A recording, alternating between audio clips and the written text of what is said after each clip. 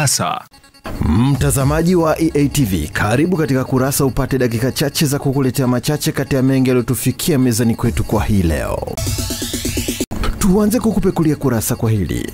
Wananchi wa eneo la Ufipa, mtaa wa Kinondoni mjini Dar es Salaam wamekuwa wakikabiliana na changamoto kubwa ya mafuriko baada ya kuziba kwa chemba kuu inayosafirisha maji kuelekea bahari ya Hindi, hali ambayo imekuwa ikiathiri makazi ya watu hususan kipindi hiki cha mvua. Wakazi hao wameomba msaada wa haraka kutoka kwa serikali, wakitaka ujenzi wa miundombinu ya dharura kufanywa kazi ili kuepuka madhara zaidi ya mafuriko. Bomba limeathirika kwa muda mrefu. Tunajitahidi na viongozi wetu kwa muda mrefu kupata ufumbuzi wa kutatua tatizo hili, lakini kwamba mpaka sasa hivi hatujapata ile majibu ya kina. Hii ni kero ambayo kila mvua itaponyesha inatokea kero hii. Kwa hiyo sisi tunaomba serikali ituangalie kwa jicho la huruma, kwa sababu hii ni adha. Tukitaka kupita hatuwezi tukapita huku, sio ngine. Tukitaka kwenda kupanda gari tukiwa tuzunguke huko ni mbali. Tumepambana, tumekwenda kwa mkurugenzi juzi, akasema kwamba kuna fedha imetengwa milioni 60, lakini hii milioni 60 ni kwa mwaka wa fedha, ina maana mpaka mwezi wa 7. Lakini bado tukajitahidi kupambana, wakatuambia kwamba kuna milioni 13 itatoka kwa ajili ya kufanya kwa muda. Tuendelee na kurasa. Hofu imetanda kwa wanakijiji wilayani Kiteto kufuatia maeneo mengi ya makaburi kujaa, huku kukiwa hakuna jitihada za kupata maeneo mengine kwa wakati. Wakiongea baadhi ya wananchi wa kijiji cha Lengatei kuhusiana na uhaba maeneo ya maziko pamoja na ujenzi wa nyumba za ibada, wameiomba serikali ya kijiji hicho kupeleka ombi lao kwa wahusika ili wapate maeneo stahili.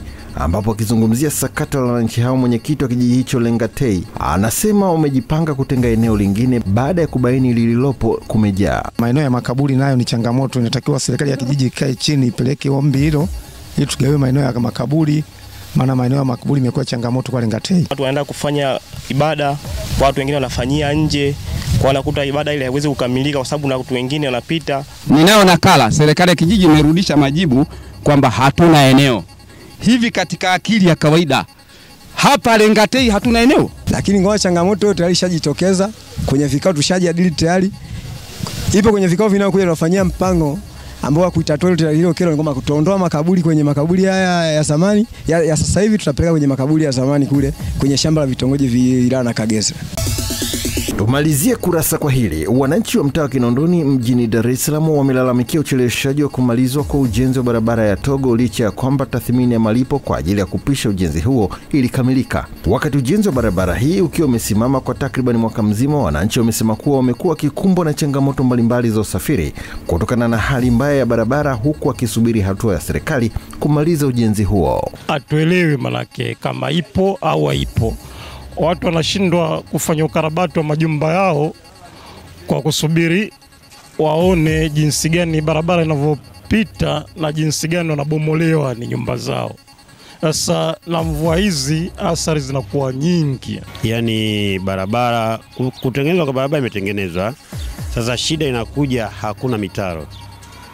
Hadha ya maji ni kama hivyo, maji yanaingia kwenye nyumba za watu. Yaani kwa ujumla Kinondoni miundombinu bado. Watu wamefanyiwa tathmini na tathmini wamerudishiwa kwamba kila mmoja maeneo yake yanayopitiwa na mradi atalipwa kiasi gani. Lakini cha kushangaza mpaka sasa nafikiri napata mwaka na kitu. Zoezi hilo la kuja kulipwa na mradi uendelee nafikiri limesimama. Sijajua kwa vipi limesimama. Tumekufungulia na kukufungia kurasa kwa hayo machache kati ya mengi yaliyotufikia mezani kwetu kwa hii leo. Tafadhali usikose kufuatilia kurasa hapo kesho. Kwa niaba ya wale wote walioshiriki kukuletea kurasa, jina langu ni Samson Charles, nikikutakia wakati mwema. Endelea kufuatilia vipindi bomba na makini sana kupitia hapa East Africa TV.